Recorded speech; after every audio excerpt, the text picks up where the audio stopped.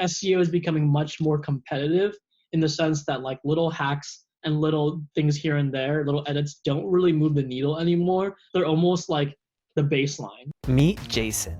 Jason owns an SEO agency named Zupo. They've had success with many clients, one in particular who saw their website leads triple after a year of SEOing with Zupo. But what is SEO? Keywords, link building, backlinks.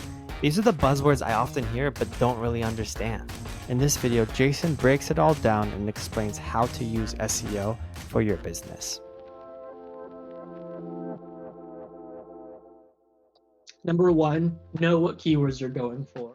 That can be difficult if you don't know SEO. So you can use like free SEO tools and you can find a lot of resources out there to do it yourself.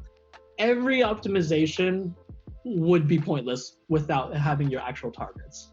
Number two, when you're doing your outreach and the exposure in the field, make sure you ask that final task, get the link to your website. And a good example is a lot of marketing companies, they go speak at local groups, or they appear on like podcasts.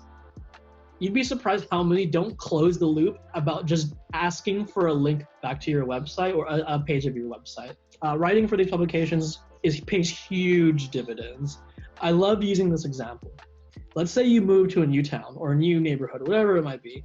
You move in, you go to every neighbor on the block and you say, I love pizza. Where should I go? 9 say Pizza Hut, 1 say Domino's. You're gonna take the 9. You're gonna go to whichever one the 9 people said, right? That's link building for you. But here's where the caveat is. Let's say you moved in, you asked 9 people and they said Pizza Hut. And then you knocked on this guy's door and they said, there's this hole in the wall right across the street. Oh, and by the way, I'm the New York Times food critic.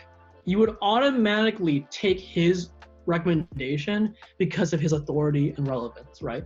Link building is very much the same way.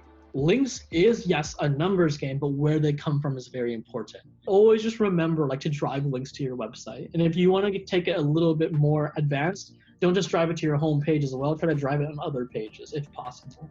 And then third, the other key factor is just try to contribute content whatever way you can. Like try to contribute content. And when it comes to SEO is kind of like the legal field. A lot of marketing companies only want to put out content if it meets their standard. Like, and I completely understand that. But when it comes to SEO, you're not doing it for the public. You're doing it for a robot. So like in the legal field, you're not doing it for anybody but the jury. Like, it doesn't matter what public opinion it is, it's the jury. Yeah. SEO, it doesn't matter what anybody thinks, it's up to the SEO robot, right?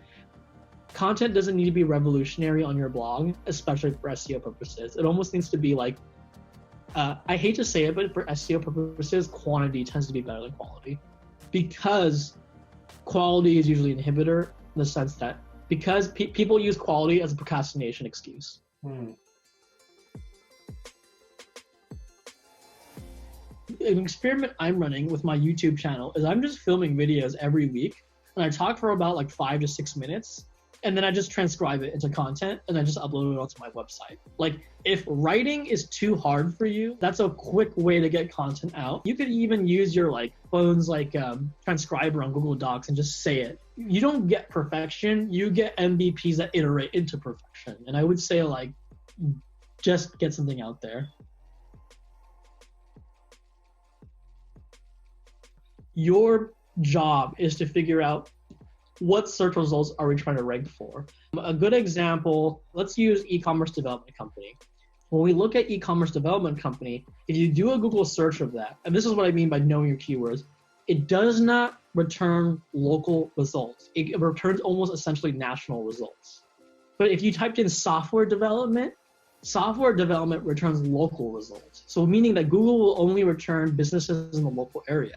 Do you have the resources to compete with the biggest national players for e-commerce development?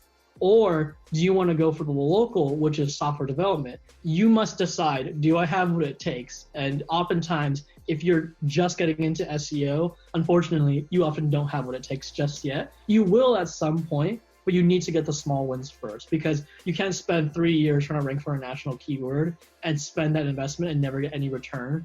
It's better to get the small wins amass that, and then you get to the bigger ones.